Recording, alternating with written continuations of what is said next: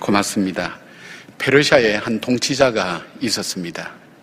근데 신하들이 이분을 가만히 보니까 막강한 권력을 갖고 있으면서도 이분은 겸손합니다. 그리고 때로는 위기와 어려움을 겪는데도 불구하고 평정심을 유지하면서 지혜롭게 그 문제를 잘 풀어가는 것입니다. 아무리 생각해도 이분은 참 좀 특별한 분이라고 생각했는데 이분에게서 특별한 것 하나를 발견했습니다. 다른 것은 아니었습니다. 왕궁에 아무도 모르는 작은 방, 그 방에 들어가서 한동안 머물다가는 나오곤 하는 것을 가끔 목격하기도 했습니다. 어느 날 신하들이 궁금해서 이 임금에게 물어봤습니다. 왕이시여, 당신이 가시는 그 방이 어떤 방입니까? 그럴 때 임금은 그 방에 신하들을 데리고 들어갔습니다. 그 방은 아주 좁은 방입니다. 그런데 그 방에 가보니까 아무것도 없었습니다. 그냥 흔히 목자들이 입는, 목동들이 입는 떨어진 옷, 남루한 옷, 그거 몇 벌 정도, 그리고 지팡이와 막대기, 그리고 밥을 먹을 때 쓰는 깡통 같은 거, 그런 그릇 몇 개, 그 외에는 찾아볼 수가 없었습니다. 아니, 이 방은 어떤 방입니까? 그럴 때에 왕이 이렇게 대답했습니다. 내가 옛날에 나라가 시끄러울 때 그때 피난 가서 목동으로 살았거든. 참 비참했던 그 삶, 힘들었던 삶, 그 삶을 내가 잊지 말고 내가 겸손하게 백성들을 잘 섬기자는 마음으로 내 마음이 흔들리고 화려한 왕궁의 그 유혹이 내 삶을 다가올 때마다 나는 이 방에 온다네. 그리고 이 방에서 내가 과거에 누구였는지, 그리고 내가 오늘 어떻게 여기까지 오게 되었는지를 묵상하면서 내 마음의 균형을 다시 찾는다네. 그런 표현을 했다고 합니다. 오늘 시편 23편을 읽으면 그런 마음이 우리 마음속에 차분하게 다가옵니다. 그렇게 어려운 말도 아닙니다. 쉽습니다. 간결합니다. 그러나 그 간결함이 우리 가슴을 파고듭니다. 우리 마음을 적실 때가 얼마나 많은지 모릅니다. 우리를 위로해 줍니다. 아마 이 시는 비교적 다윗이 노년에 인생의 모든 고초와 고난을 겪고 난 다음에 자기의 삶을 회상하면서 돌아보면서 고백했던 시가 아니겠는가, 그렇게 사람들은 이야기합니다. 짧은 시지만 강하게 우리에게 다가오는 그의 고백들. 그는 자기 인생을 살아오면서 어떤 삶을 살았다고 고백하고 있나요? 그리고 어떻게 해서 목동이었던 그가 왕의 자리에 이르기까지, 그리고 하나님의 합당한 사람으로 쓰임받을 때까지 어떻게 자기의 삶을 걸어왔는지, 하나님이 계속 쓰시는 사람, 그 다윗의 삶을 우리가 돌아보면서, 우리가 잠깐이지만 우리의 살아온 삶을 돌아보면서 내 삶은 어떻게 여기까지 오게 되었는가를 묵상하며 앞으로 걸어갈 길을 다시금 다잡고 또 믿음 안에서 소망을 가지고 걸어가는 그런 귀한 시간이 되었으면 좋겠습니다. 자기 인생을 돌아보며 다윗은 어떤 고백을 합니까? 첫 번째로 다윗은 자기 인생은 여호와 하나님으로부터 시작되었다고 그렇게 선언합니다. 이 시의 시작은 여호와는 나의 목자시니라는 선언으로 시작됩니다. 그리고 그 다음에 설명이 나옵니다. 바로 이 의미는 자기 인생이 처음부터 지금 여기까지 살아오는 동안 하나님이 내 삶의 주인이 되셨고 내 인생의 길잡이가 되셨고 내 인생의 기초였다는 것을 그는 고백하고 있습니다. 다윗이 고백한 여호와 하나님은 어떤 분입니까? 그분은 스스로 있는 자입니다. 그분은 창조주입니다. 영원히 존재하신 분입니다.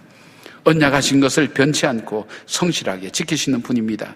생사화복을 주관하신 분입니다. 다윗이 이 하나님이 자기 삶의 시작이었고 그리고 자기의 전부였다고 고백하는 것입니다. 근데 철학자인 데카르트는 나는 생각한다, 고로 나는 존재한다라고 그는 그렇게 선언했습니다. 그는 모든 철학의 기초를 생각하는 자기가 있기 때문에 바로 이 세상에 존재하고 모든 것이 존재한다고 그렇게 가설을 세우고 그는 자기의 철학을 그 위에 쌓았습니다. 자기가 있어야 세상이 있고 자기가 세상의 중심이라는 생각도 가질 수가 있습니다. 그러나 다윗은 그렇게 하지 않았습니다. 내 인생의 시작은 하나님이었다고, 내 인생의 출발도 하나님이었고 그 하나님이 내 삶을 인도해 오셨고 내 삶의 모든 내용이 그 하나님 때문에 이루어졌다고 그는 고백합니다. 다윗은 시편 23편뿐 아닙니다. 시편에 나오는 여러 편, 이 다윗이 지은 이 시편을 바라보면 그는 자기의 삶의 경험을 바탕으로 이 시편 속에서 이 하나님이 어떤 분이었는가 하는 것을 고백하고 있습니다. 바로 그 하나님은 나의 빛이었다고 그렇게 고백합니다. 내가 인생의 길에 어디로 가야 될지 모르는 캄캄한 밤중에 하나님께서는 나에게 빛이 되셔서 내가 걸어갈 길을 비춰주셨다고 그렇게 고백합니다. 하나님은 나의 구원이셨다고, 절체절명의 위기 속에서 내가 어떻게 살아나야 될지 알지 못하는 그 위기 가운데서도 아무도 도와줄 사람 없는 그 가운데 하나님이 나를 도와주셔서 나를 구원해 주셨다고, 아마 수많은 경험이 이 단어와 표현 속에는 숨어 있을 것입니다. 하나님은 나의 피난처가 되셨다고, 내가 어디로 가야 피할 수 있는지, 쉴 수 있는지, 거할 수 있는지, 그리고 이 위기와 어려움을 극복할 수 있는지 알지 못할 때 주님께서 나의 쉴 곳이 되어주셨고 내가 피할 곳이 되어주셨다고 고백합니다. 그래서 그 주님이야말로 내 인생에게 최대의 복이었다고, 참된 복이었다고 고백합니다. 하나님은 나의 힘이었다고 얘기합니다. 인생의 크고 작은 일들이 내 삶의 의미를 잃어버리게 만들고 더 이상 걸어갈 수 없는 그런 환경 속에 주저앉아 있을 때에 그 하나님이 힘이 되셔서 나로 하여금 다시 일어나게 하셨고 걸어가게 하셨다는 것입니다. 사람들이 나를 공격하고 나를 비난하고 내가 어떻게 해야 될지 알지 못할 때 그 하나님이 친히 나의 방패가 되어주셔서 그것을 막아주셨고 보호해 주셨다는 것입니다. 그 하나님은 반석이었다고, 내 인생에 서 있는 자리가 울렁울렁거리고 요동칠 때에 내가 그럼에도 불구하고 바로 서서 걸어갈 수 있었던 것은 내 인생의 자리가 흔들리고 그리고 무너질 수밖에 없었지만 그 하나님이 내 인생으로 하여금 내 인생의 반석이 되어주셔서 나로 하여금 그 단단한 반석에 서서 바로 걸어갈 수 있도록 하나님이 함께 해주셨다고, 그리고 하나님이 나의 산성이 되어주셔서 나를 높은 곳에 세워주시고 나의 삶을 인도해 주셨다고 그는 그렇게 고백합니다. 내가 내 삶의 주체가 아니었다는 것입니다. 나의 삶의 주체는 하나님이셨다는 것입니다. 제가 다윗의 고백을 열거하면서 여러분은 여러분의 살아온 삶과 연관지어서 한 번씩 생각해 보시기를 바랍니다. 다윗은 인생의 주인을 자신이라고 믿지 않고 하나님이라고 믿습니다. 그러나 세상에는 인생의 주인이 자기 자신이고 자기 자신이 인생을 살아가야 되고 자기가 자기 인생에 책임져야 된다는 생각을 갖고 살아가는 사람이 얼마나 많습니까? 그 생각과 마음은 정말 훌륭하지만 우리의 능력이 그렇게 되지 않는다는 것을 우리는 알아야 됩니다. 자기가 인생의 주인이며 자신에게 자기 인생이 달렸다고 믿고 사는 사람들에 대해서 예수님께서는 누가복음 12장에 어리석은 부자의 비유를 통해서 말씀합니다. 17절부터 19절에 이 부자가 이렇게 얘기합니다. 심중에 생각하여 내가 곡식 쌓아둘 곳이 없으니 어찌할까 하고 또 이르되 내가 이렇게 하리라, 내 곡간을 헐고 더 크게 짓고 내 모든 곡식과 물건을 거기 쌓아두리라. 또 내가 내 영혼에게 이르되 영혼아 여러 해 쓸 물건을 많이 쌓아뒀으니 평안히 쉬고 먹고 마시고 즐거워하자 하리라 하되, 여러분 짧은 3절 속에 내가라는 표현이 무려 6번 이상이나 나오고 있습니다. 내 소유, 내가 이루었던 것, 나에게 주어진 것, 나에게 주어진 기회, 이 모든 것 내가 만들었고 내 것이었고 내 소유였다, 그렇게 이야기를 합니다.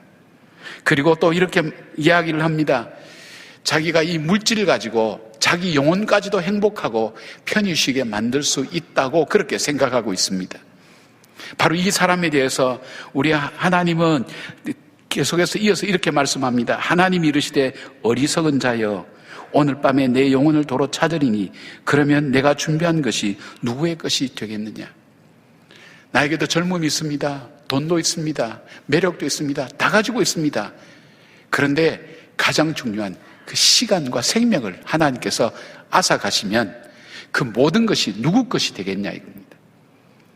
가장 근본적이고 큰 것을 놓치고 있는 겁니다. 이 부자는 자기가 이루었던 일들, 그것이 자기 능력이었고 그것이 자기의 것이었고 자기가 누릴 수 있다고 생각되었지만 하나님께서 말씀하시는 것은, 하나님께서 가장 근원적인 우리의 생명을, 시간의 주인이신 하나님께서 이 시간을 거두어 가시면 이 모든 것들이 누구 것이겠느냐? 전혀 쓸 수가 없는 것입니다. 성경은 이런 사람을 향해서 어리석은 사람이라고 말씀합니다. 시편 14편 1절에는 이렇게 말씀합니다. 어리석은 자는 그의 마음에 이르기를 하나님이 없다 하는도다. 그들은 부패하고 그 행실이 가증하니 선을 행하는 자가 없도다. 선을 행할 필요가 없죠. 하나님이 안 계신데 내가 내 인생에 대해서 책임을 지고 내가 살아야 되는데 그리고 내가 지금까지 이룬 것인데 이 생각을 갖고 있는 사람은 두 가지 중에 한 가지는 꼭 가지고 있습니다. 열등감 아니면 우울감을 갖고 있습니다. 내가 이루었기 때문에 나는 대단한 사람이야. 저 사람들은 능력도 없고 게을러서 못하는 거야. 이런 생각, 우울감을 스스로 갖고 있을 수도 있습니다. 그리고 열등감이 있을 수가 있습니다. 나는 능력이 없어서 부모를 잘못 만나서 내 인생에 어려운 일을 겪어서 나는 할 수 없다. 이런 이 열등감을 가지고 불행한 인생을 살아갑니다. 우리 이제 이지선 자매가 오셔서 간증할 때 그렇게 하는 거예요.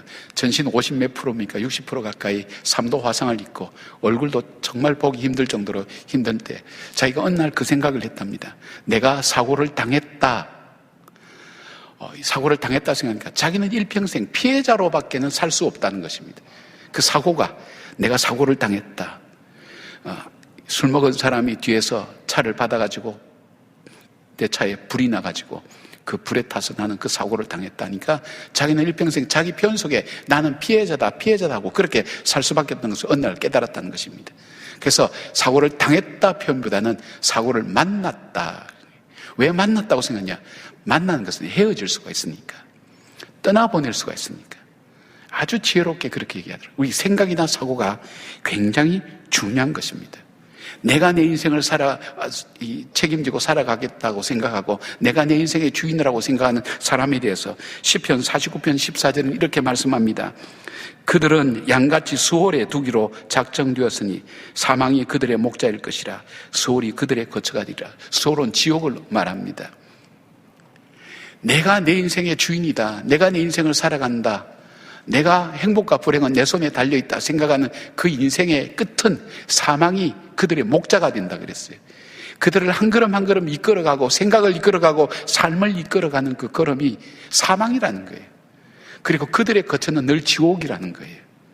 그것을 하나님 말씀은 우리에게 알려주고 있습니다. 인생의 불행은 하나님이 자기 삶의 시작됨을 알지 못하는 데서 시작됩니다. 인생의 의문은 하나님을 모르는 데서 나옵니다. 내 삶의 어두움은 빛 대신 주님을 자기의 주인으로 모시지 않고 자기 스스로 살아갈 때 그 어두움이 자기 삶의 전부가 되게 됩니다. 다윗처럼 내 인생의 시작이 하나님께 있고 하나님이 나의 목자가 되어주신다고 고백하는 인생은 견고한 인생이 됩니다. 무너지지 않습니다. 하나님이 책임지는 삶이 되는 것입니다. 다윗의 삶은 하나님이 책임지는 삶이었습니다. 이제 우리의 생각과 언어를 바꿔야 됩니다. 내 말에, 내 언어에, 내 생각의 주어는 내가 아닙니다. 물질이 아닙니다. 내 자녀가 아닙니다. 모든 것보다도 내 삶의 주인은 바로 하나님이시라는 것. 그 하나님으로부터 시작되었다는 것을 우리가 고백할 때에 우리의 삶의 길이 달라지는 것입니다. 하나님은 그 다윗을 인도하셨고 붙드셨고 그를 선하게 인도하셔서 왕의 자리에 이르기까지, 아니 왕보다 더 소중한 자리인 주님의 마음에 합한 자로서 주께서 쓰시는 하나님의 위대한 사람이 될 수 있었다는 것을 말씀하고 있습니다. 우리가 이런 감정을 가끔 듣습니다. 내 인생은 갈급했습니다. 나는 갈망했습니다. 무엇이든지 채워지지 않았습니다. 나는 내 삶의 의문을 찾기 위해서 몸부림쳤습니다. 어느 날 내 친구가 나에게 와서 교회로 나를 인도했습니다. 나는 어느 날 그 친구와 함께 교회를 가게 되었습니다. 교회에 가서 목사님이 하시는 말씀을 들었습니다. 근데 그 목사님의 말씀이 내 마음을 찔렀습니다. 목사님의 말씀을 듣고 있는 나는 어느새 내가 예수를 믿어야 되겠다고 그런 결단을 하게 됐습니다. 목사님이 앞으로 초청했습니다. 예수를 믿을 사람 앞으로 초청할 때 나는 일어나서 그 앞으로 걸어갔습니다. 그리고 나는 주님을 영접하고 믿는 사람이 되었습니다. 자, 같은 얘기를 이렇게 얘기할 수 있습니다. 내 인생은 갈급했습니다. 그리고 내 인생의 모든 문제에 의문을 가지고 살았습니다. 안타까웠습니다. 그런데 어느 날 하나님께서 내 친구를 통해서 나에게 복음을 전해 주셨습니다. 나는 그 친구의 복음을 들었습니다. 주님께서 내 마음을 감동시키셔서 나로 하여금 교회 가고 싶은 마음을 하나님께서 주셨습니다. 하나님께서 나를 예배에 참석하게 하셨습니다. 하나님께서 목사님을 통해서 주신 그 말씀이 내 가슴을 때렸습니다. 나를 찔렀습니다. 나의 어두운 부분을 밝혀주셨습니다. 성령께서 내 마음을 감동시켜서 나로 하여금 일어나게 만들었습니다.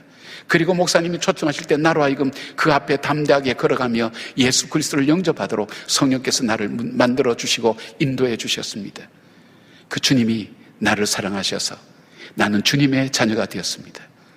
여러분, 같은 이야기인데 어쩌면 이렇게 다를 수 있나요? 뭐가 다르기 때문에 그렇죠? 주어가 다르기 때문입니다. 앞에는 주어가 납니다. 그러나 뒤에 주어는 하나님입니다.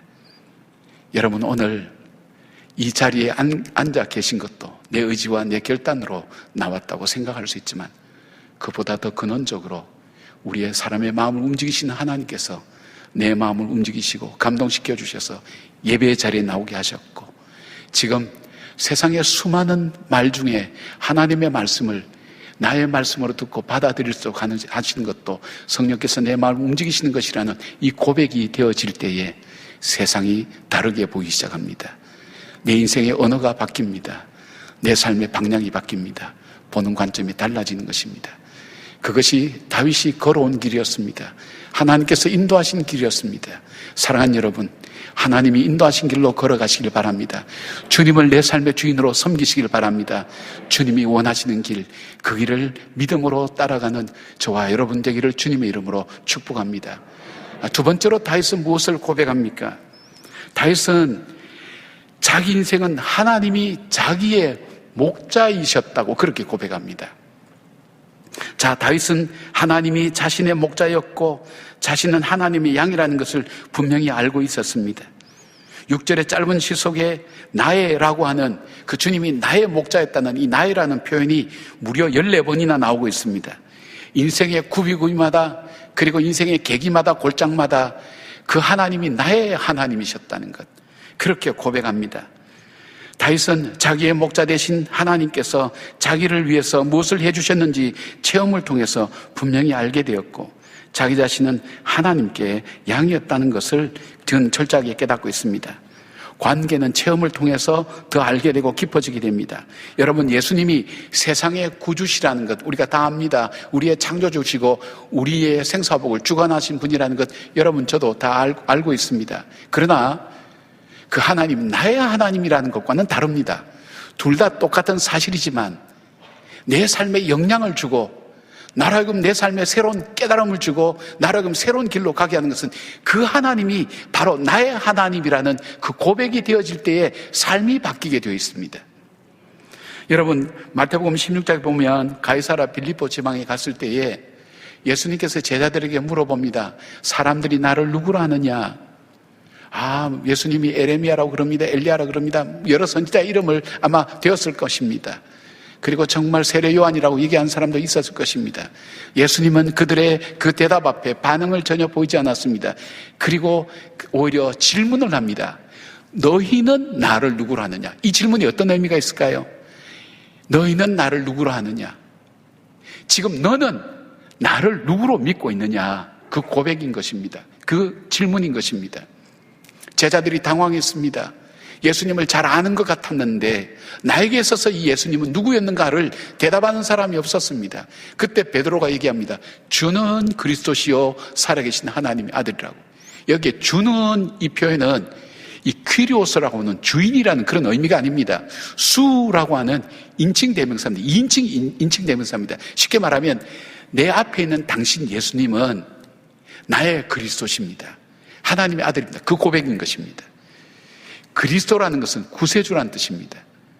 구세주는 구세주의 역할을 할 수 있는 이 그리스도는 기름 부음을 받았는데 그리스도의 역할을 할 수 있는 그 메시아는 어떤 분인가 예언을 통해서 하나님 주신 말씀은 그분은 참 제사장이라는 겁니다.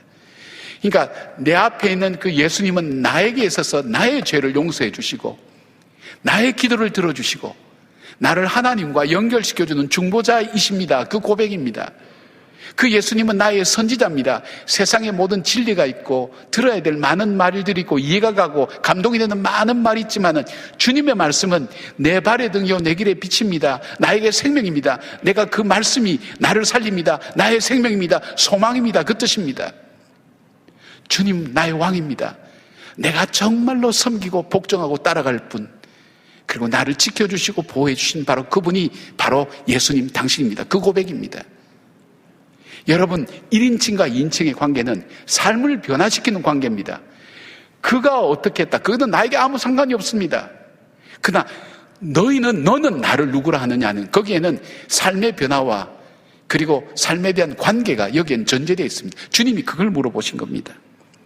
바로 이 다윗은 그 하나님이 창조주 하나님, 바로 이 세상의 역사를 주관하는 하나님, 그리고 이 인생의 생사화복을 주관하시는 그 하나님이 그냥 하나님이라는 그 지식이 아니라 그 하나님이 내 삶을 살아오면서 나의 하나님이 되셨다. 그 고백을 그는 드리고 있는 겁니다. 그리고 하나하나 열거합니다. 인생의 고비와 순간순간마다 그 하나님이 나의 하나님이 되어주셨다고. 그래서 그 하나님이 나의 빛이 되어주셨고, 반석이 되어주셨고, 산성이 되어주셨고, 요새가 되어주셨고, 나의 복이 되어주셨다고 고백할 수 있는 이유가 바로 그것인 것입니다. 요한복음 15장 5절에 나는 포도나무요 너희는 가지라. 그가 내 안에 내가 그 안에 거하면 사람이 열매를 많이 맺나니 나를 떠나서는 너희가 할 수 없습니다. 아무것도 할 수 없습니다. 주님을 떠나서는 아무것도 할 수 없다고 예수님 말씀하셨습니다. 다윗의 고백이 이 고백이 아닐까요? 바로 주님과 붙어있는, 가지에 붙어있는 그 줄기에 붙어있는 그 가지, 바로 그 삶이 나의 삶이었다고, 주님과 함께하는 삶이었다고, 주님과 동행하는 삶이었다고, 그 주님이 나의 주님이었다고 그 고백을 드리는 것입니다. 목동으로서 양을 쳤던 다윗은 목자와 양의 관계가 절대적인 관계임을 체험적으로 알았습니다. 목자를 떠난 양은 살 수 없듯이 자신은 하나님 떠나서는 살 수 없었던 존재였고 삶이었다는 것을 고백하는 것입니다. 목자는 많은 양 중에서 자기의 양을 자기 소유를 삼습니다. 그래서 어떻게 하는가 하면 양 새끼가 태어나면 그 양의 이름을 지어준다 그래요. 그 양과 목자만이 아는 이름을 지어준다 그래요. 이름을 지어줘서 그 이름을 부른답니다. 그리고 양의 귀에 이 나무를 뒤에 받치고 날카로운 칼로 이 귀를 찢습니다. 찢어서 표시를 합니다. 그 목자의 소유라는 것. 그러면 바로 이 양은 목자의 소유가 되는 표시가 됩니다. 양을 안다는 거예요. 양은 나를 알고, 양은 내 목소리를 안다고. 목자가 그랬듯이 양은 안다는 것입니다. 다윗의 고백, 이 고백이 뭘까요? 나의 목자라고 할 때는 그 고백은 뭘까요? 주님이 내 이름을 지어주셨다. 이름을 지었다는 것은 내 인생을 인도해 가시고 주관해 주신다는 것. 주님이, 나는 주님의 소유라고, 주님이 나를 잊어버리지도 않고 포기하지 않고 90마리의 양을 두고 한 마리 잃어버린 양을 찾아 위해서 찾아오는 그분, 바로 그분이 바로 나의 하나님, 나의 목자였다고 그 고백입니다. 내가 어두울 때, 방황할 때 나를 버려두지 않고 나를 찾아서 끝까지 포기하지 않고 찾아오시는 그 하나님이 나의 인생의, 나의 삶의 목자였기 때문에 내가 오늘 여기까지 올 수 있었다는 그 고백이었습니다. 바로 그 하나님을 고백하고 있는 것입니다. 사랑하는 여러분, 우리는 인생을 살아가면서 우리는 삶의 길을 잃어버릴 때도 많습니다. 힘들고 지칠 때도 많습니다. 포기하고 싶을 때도 많습니다. 세상에 나 혼자 사는 것처럼 그렇게 힘들 때도 있지만 여호와는 나의 목자시니 그분이 나의 목자라는 사실, 그분이 내 이름을 아시고 그리고 나를 포기치 않고 내가 그분의 소유임을 많은 사람이 알 수 있도록 주님께서 응답하시고 역사해 주시고 찾아주시고 구원해 주시는 그분이라는 그 고백을 다윗은 하나님께 올려드리는 것입니다. 다윗은 또한 자기가 하나님의 양이었다는 것을 그는 고백합니다. 많은 사람이 하나님은 자기 목자라는 것을 아는데 자기가 양이라는 사실을 잘 모르는 사람들이 많아요. 그러니까 어떻게 합니까? 자기를 사자나 곰인 정도 되는 걸로 그렇게 착각하는 거예요. 우리는 아니에요. 나는 양이라는 것을 알아야 돼요. 목자를 떠나서는 살 수 없다는 것을 알아야 돼요. 그 고백이 우리들 속에 있어야 돼요. 내가 호랑이나 사자나 이 정도 되면 내가 스스로 먹을 것을 찾을 수 있고 구할 수 있습니다. 그러나 양은 그렇게 할 수가 없습니다. 그렇기 때문에 어떻습니까? 양은 철저하게 목자를 의지해야 됩니다. 목자를 따라가야 됩니다. 다윗은 자기가 왕임에도 불구하고, 다윗은 모든 전쟁에서 승리한 장수임에도 불구하고 자기는 하나님의 양이라는 사실을 잊어버리지 않았습니다. 그래서 하나님께 늘 구합니다. 하나님께 간구합니다. 하나님, 내 인생을 붙들어 주십시오. 나와 함께 동행해 주십시오. 이 고난 가운데도 하나님 나를 인도해 주십시오. 하나님께 도움을 요청합니다. 교만하지 않았습니다. 겸손합니다. 사람들은 자기 힘으로 인생을 살아간다고 착각하게 됩니다. 교만한 사람은 그 사람이 교만한 것을 자기가 가장 늦게 압니다. 말에서, 행동에서, 삶의 선택에서, 예배드리는 자세 가운데서 교만은 묻어나오게 되어 있습니다. 다른 사람들은 아는데 자신은 맨 마지막에 깨닫게 된다는 것입니다. 다윗은 주를 떠나서 살아갈 수 없는 존재임을 알았기 때문에 매 순간 주님을 의지했습니다. 교만할 수 없었습니다. 자랑할 수 없었습니다. 그런 다윗을 향해서 사도행전 13장 22절에는 이렇게 말씀합니다. 다윗을 왕으로 세우시고 증언하여 이르시되 내가 이새의 아들 다윗을 만나니 내 마음에 맞는 사람이라 내 뜻을 다 이루리라 하시더니, 주님께서 내 마음에 맞는 사람이다, 다윗은. 왜요? 하나님과 나와의 관계가 분명합니다. 주님은 나의 목자시요 나는 그분의 양입니다.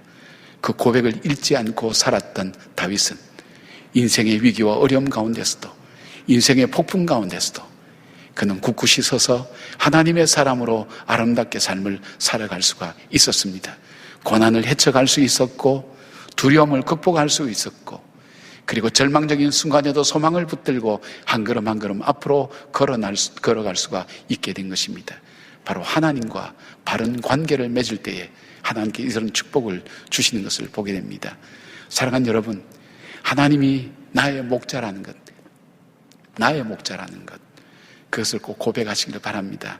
그리고 매 순간 매 순간 하나님 나의 목자 되심을 잊어버리지 마시고, 그 목자 되신 주님이 양을 아는 것, 그리고 그와 마찬가지로 나를 알고 계신다는 것, 그리고 나는 주님의 도움을 쉬는 살아갈 수 없는 연약한 존재라는 것, 바로 이런 겸손함을 가지고 하나님께 걸어 나갈 수 있는 저와 여러분의 삶이 되기를 바랍니다. 세 번째, 다윗은 어떻게 고백합니까? 자기 인생은 하나님 안에서 부족함이 없었다고 그렇게 고백합니다. 다윗만큼 인생의 결핍과 부족함을 겪으며 살았던 사람은 없을 것입니다.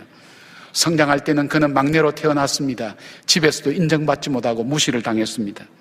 그가 골리앗을 죽이고 왕의 사위가 되었지만 바로 장인어른 사울 왕에 의해서 아내도 빼앗기고 12년 동안 그는 도망자의 신세를 살게 될 수밖에 없었습니다.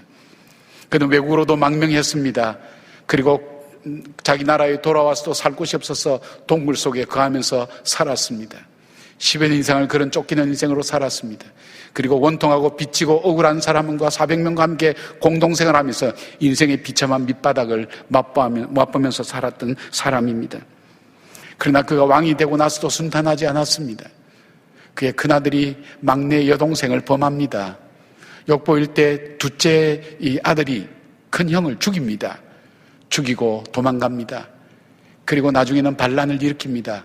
바로 이 아들의 반란, 사랑하는 아들에 의해서 반란을 당하게 된 다윗은 그냥 울면서 그 왕궁을 쫓겨서 도망가게 됩니다. 그리고 무수한 수모와 어려움을 당하게 됩니다. 그것이 다윗의 일평생 그의 삶을 지배했던 그런 삶이었습니다. 결핍과 부족과 그리고 고통이 계속 찾던 그 삶. 그런데 결핍투성이 인생이었던 다윗이 하나님을 목자로 선포하고 나서 자기 인생은 부족함이 없다고 외치는 이유가 무엇입니까? 그는 양과 목자 관계를 너무나 잘 알고 있었습니다. 양에 대해서도 목자에 대해서도 잘 알고 있었습니다. 양은 결핍 그 자체의 동물입니다. 양은 목자 없이는 생존할 수가 없습니다. 양이 생존하기에 많은 것이 필요하지만 모든 것이 목자에게 달려 있습니다. 그래서 선한 목자를 만나면 양은 풍성해지는 것입니다.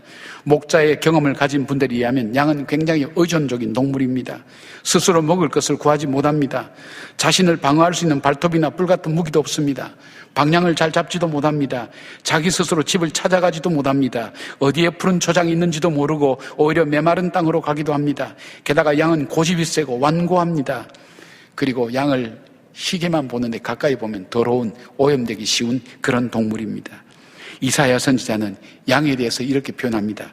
53장 6절에 우리는 다 양 같아서 그릇 행하여 각기 제 길로 갔거늘. 바로 우리 인생의 길이 우리는 다 양 같다고 얘기했습니다.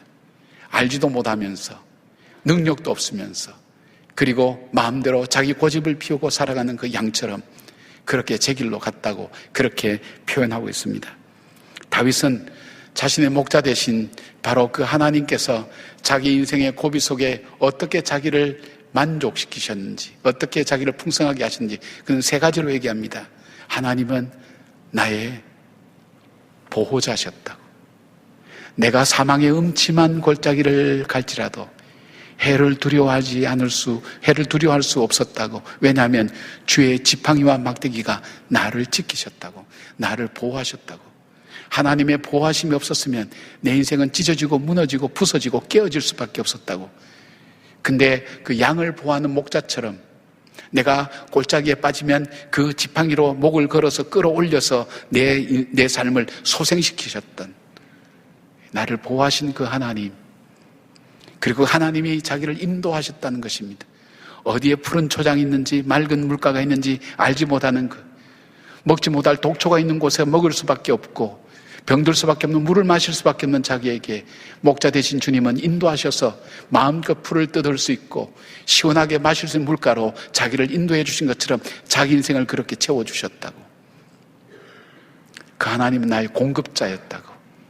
내 원수의 목전에서 눈앞에서 밥상을 차려주시듯이 수많은 원수들이 나를 조롱하고 미워하고 비난할 때도 그 하나님 나를 높이 드시고 나를 세워주시고 역사해 주셨다고 그렇게 고백하는 것입니다. 요한복음 10장 10절의 말씀처럼 목자 되신 우리 주님은 우리에게 내가 온 것은 양으로 생명을 얻게 하고 더 풍성히 얻게 하려는 것이라고 말씀합니다. 주님을 나의 목자로 인정하고 사는 사람은 삶에 부족함이 없습니다. 바울은 감옥에서 빌립보서 4장 11절부터 13절까지 이렇게 고백합니다. 내가 궁핍함으로 말하는 것이 아니니라. 어떠한 형편이든지 나는 자족하기를 배웠노니 나는 비천에 처할 줄도 알고 풍부에 처할 줄도 알아. 모든 일 곧 배부름과 배고픔과 풍부와 궁핍에도 처할 줄 아는 일체의 비결을 배웠노라. 내게 능력 주신 자 안에서 내가 모든 것을 할 수 있느니라. 내게 능력 주신 자 안에서 내가 모든 것을 할 수 있느니라 하는 이 말씀은 내게 부족함이 없으리로다, 이 말씀과 일목상통하는 것입니다. 여러분, 주님께서 나와 함께 하실 때 그 주님은 나의 공급자가 되어주십니다. 나의 보호자가 되어주십니다. 나의 인도자가 되어주십니다. 모세는 가나안 땅을 목전에 둔 바로 이 모압 평지에서 40년간 광야 생활을 한 이스라엘 백성을 향해서 이렇게 표현합니다. 신명기 2장 7절에 내 하나님 여호와께서 내가 하는 모든 일에 내게 복을 주시고 내가 이 큰 광야에 두루 다님을 알고 내 하나님 여호와께서 이 40년 동안을 너와 함께 하셨으므로 내게 부족함이 없었느니라 하시기로. 광야는 부족한 것 투성입니다. 먹을 것도 마실 것도 걸어야 될 신발도 입어야 될 의복도 구할 데가 없습니다. 그러나 한 번도 하나님 그렇게 하지 않았다고 하십니다. 풍족하게 그들로 하여금 그 광야길을 걸어올 수 있도록 하나님께서 양식과 물을 공급해 주시고 발이 부르트지 않도록 하나님께서 인도해 주셨고 독수리가 날개로 업어 자기 새끼를 나르듯 하나님 그렇게 보호하시고 인도하셨다고 그렇게 말씀하고 선포하고 있습니다. 오늘 저와 여러분의 삶 속에 그런 삶이 아니겠습니까? 고달픈 인생길, 힘들고 지칠 수밖에 없는 그 길을 걸어오면서도 오늘 여기까지 올 수 있도록 하는 것은 때를 따라 하나님께서 공급해 주셨고 인도해 주셨고 보호해 주셨던 하나님의 은혜가 아니겠습니까? 그 하나님의 은혜를 고백하는 바로 바울은 바로 이 빌립보서 4장 19절에 이렇게 말씀합니다. 나의 하나님이 그리스도 예수 안에서 영광 가운데 그 풍성한 대로 너희 모든 쓸 것을 채우시리라. 채워주신 그 하나님을 찬양하고 고백하고 있는 것입니다. 어떤 교회에서 성경 암송대회를 하였습니다. 아마 예수를 믿은 지 얼마 안 되는 분이 성경 암송을 하겠다고 시편 23편을 외우겠다고 뭐 간단하고 외우기도 좋으니까 그렇게 해서 암송대회에서 자기 순서가 돼서 나왔습니다. 그가 당당하게 외칩니다. 시편 23편을 외우겠습니다. 여호와는 나의 목자시니 내게 부족함이 없으리로다. 그랬는데 그 다음부터는 갑자기 머리가 하얘지면서 아무것도 생각이 안 나는 거예요. 순간적으로 당황합니다. 처음부터 다시 시작해야지. 다시 시작하겠습니다. 여호와는 나의 목자시니 내게 부족함이 없으리로다. 근데 그 다음이 정말 생각이 안 나는 거예요. 떠듬떠듬 당황하지만 그래도 할 수 없이 나왔으니까 다시 시작합니다. 얼굴이 벌겋게 달아오면서도 여호와는 나의 목자시니 내게 부족함이 없으리로다. 그렇게 하고 났는데 그 마음속에 찾아오는 마음이 있었어요. 깨달아지는 것이 있었어요. 그렇지, 여호와 하나님이 나의 목자 되시는데 내가 부족함이 뭐가 있겠는가. 그래서 그렇게 얘기합니다. 1절을 외웁니다. 여호와는 나의 목자시니 내게 부족함이 아무것도 없습니다. 그래서 저는 더 이상 외울 필요가 없습니다. 여호와는 나의 목자십니다. 그 그렇죠. 사람들이 모두 감동도 받고 그 말씀에 대한 의미도 깨달았습니다. 맞습니다. 우리가 필요한 고백이 있다면 여호와는 나의 목자시니 내게 부족함이 없으리로다. 우리는 결핍의 세상에 살고 있습니다. 부족한 것 투성입니다. 어렵고 고난스러운 일들, 위험한 일들이 우리 삶에 계속해서 일어납니다. 인생의 방향을 잡지 못하고 어디로 가야 될지 알지 못할 때, 그 주님이 나의 목자가 되실 때 내게 부정함이 없는 그 인생, 바로 그 인생을 살게 하신 분이 하나님이라는 것을 다윗은 고백하고 있는 것입니다. 다윗의 고백이 아니라 저와 여러분의 고백이 되기를 바랍니다. 힘들고 어려울 때 한숨을 쉬는 것 대신에, 낙심하는 것 대신에 이렇게 읊조려 버리지 않겠습니까? 여호와는 나의 목자시니 내게 부족함이 없으리로다. 그렇게 되뇌이면서 다윗과 함께 하신 그 하나님을 나의 하나님으로 섬기고 그 하나님이 부어주시는 은혜를 체험하며 한 걸음 한 걸음 어려움들을 헤쳐나가고 그리고 담대하게 걸어나가는 저와 여러분의 인생길 되기를 주님의 이름으로 축복합니다. 아멘. 기도하겠습니다. 여호와는 나의 목자시니 내게 부족함이 없다고 고백한 다윗, 자기 인생의 고비고비 그리고 인생의 골짜기 그가 더듬으면서 하나님께서 자신에게 행하셨던 일들을 하나씩 하나씩 기억하며 나의 나된 것은 내가 아니라 하나님의 은혜라고 고백했던 바울처럼 그런 고백을 하나님께 올려드립니다. 다윗만의 고백이겠습니까? 바울만의 고백이겠습니까? 하나님, 오늘 나의 고백이 바로 이러하지 않습니까? 하나님, 내 입술 열어 내 삶의 주어를 바꾸게 하시고 내 삶에 하나님 탄식이 변하여 하나님 주님을 향한 나의 고백과 감사가 되게 하여 주시옵소서.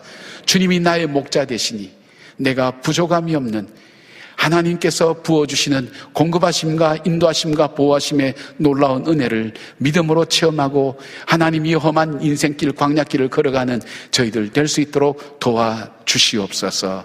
주님께서 우리의 빛되심을 다시 한번 고백하옵고 예수님의 이름으로 기도드리옵나이다. 아멘.